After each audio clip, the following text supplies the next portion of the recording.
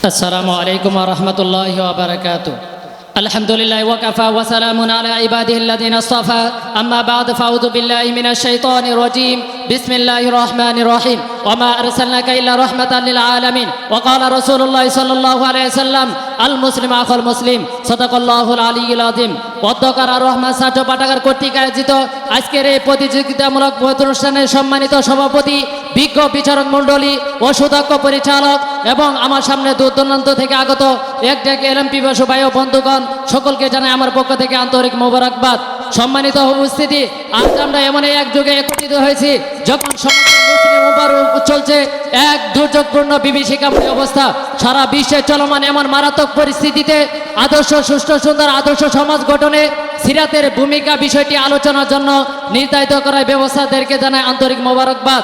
সম্মানিত উপস্থিতি, মহানবী সাল্লাল্লাহু আলাইহি সাল্লামের আবির্ভাবের পূর্বে তদানীন্তন আরব সমাজে ধর্মীয়, সামাজিক, সাংস্কৃতিক ও রাজনৈতিক অবস্থা ছিল অত্যন্ত শোচনীয়। তখন মানবতা ছিল ধ্বংসের অতল গভীরে নিমজ্জিত, যার বর্ণনা দিতে গিয়ে মহান আল্লাহ তাআলা বলেন, ওয়াকুনতুম আলা শাফা হুফরাতিন মিনান নার ফাআনকাযাকুম মিনহা। আর তোমরা তো ছিলে জাহান্নামের গর্তের কিনারায়, অতঃপর তিনি তোমাদেরকে তা থেকে রক্ষা করেছেন। সম্মানিত উপস্থিতি, চারিদিকে যখন বাতিলে এমন জয় জয়কার আর মানবতার ক্রন্দন, ঠিক এমন দিকে মজলুম মানবতাকে মুক্তি দিতে এবং অন্যায় অপরাধের স্রোতধারাকে রুদ্ধ করতে সর্বোপরি সুষ্ঠু সুন্দর আদর্শ সমাজ গঠন উপহার দিতে প্রেরিত হলেন সাইয়্যিদুল মুরসালিন রহমাতুল লিল আলামিন হযরত মুহাম্মদ সাল্লাল্লাহু আলাইহি সাল্লাম।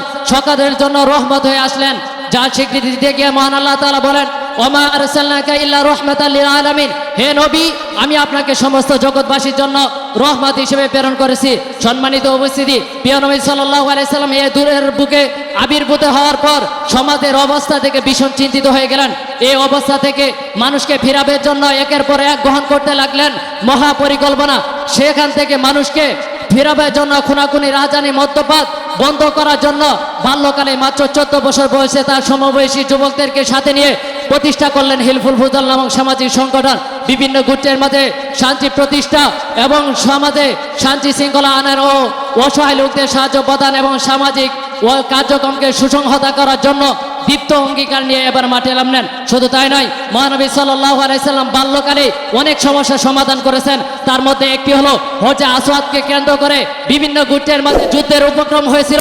মহানবী সাল্লাল্লাহু আলাইহি সাল্লাম নিজ হাতে হজে আসওয়াদকে স্থানে স্থাপন করে সেই সমস্যার সমাধান নিয়েছেন।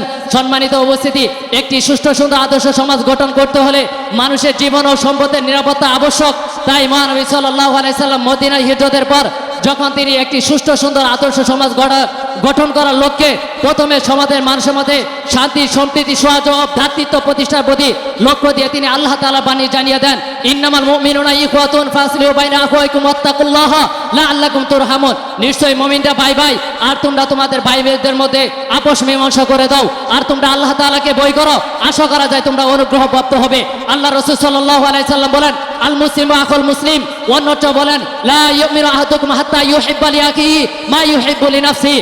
সম্মানিত উপস্থিতি, অন্যায়ভাবে নরহত্যাকে হারাম সম্পূর্ণরূপে হারাম সাব্যস্ত করে ঐশী বাণী মহাগ্রন্থ জানিয়ে দেন, ওয়ালা তাকতুলুন নাফসাল্লাতী হারামাল্লাহু ইল্লা বিল হক। আর তোমরা অন্যায়ভাবে সেই প্রাণকে হত্যা করো না যা আল্লাহ তাআলা তোমাদের উপর হারাম করেছে।